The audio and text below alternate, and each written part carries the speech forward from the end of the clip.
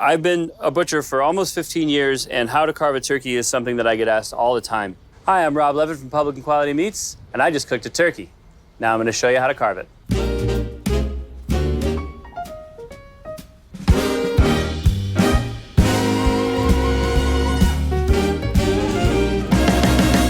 All right, so once we pull the turkey off the SmokeFire, we're going to let it rest really until it comes to about room temperature so that when I go to carve it, I don't burn my hands. And we're going to take this out of our pan. We're going to take off the string, okay, and we'll save all these beautiful juices and veggies for our gravy. I always start with the legs. We cut straight down through, and then we should just be able to pull that right off. Cut right along the bone and around the backbone. We're just going to set that right there for a moment. I'm going to take the breast off the same way you would as if you were cutting a raw chicken. I get in there with my hand and I very gently cut with the knife right along that breastbone. And because this turkey was cooked so beautifully on the SmokeFire, it just peels right off. And then for those of you who like wings, like me, you just cut right through with your knife. Truth be told, I usually save these for midnight when I'm hungry again. I don't even serve them. So what I'm gonna do is I'm gonna cut through the joint, and I've got my drumstick and my thigh.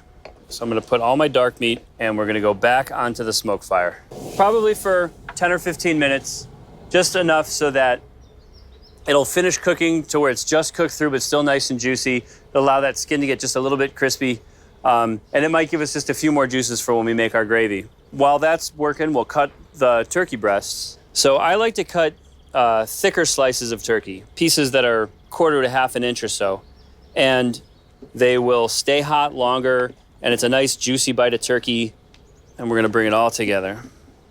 And then what I like to do is just lay the sliced breast meat right on top of everything, and then we can just put that back in another 5-10 minutes or until everything is hot and ready to go. All right, so now that everything is up to temperature and hot and juicy, crispy skin, I'm gonna take a piece of dark meat, and I'm gonna take a few slices of this beautiful breast meat and put that on the plate.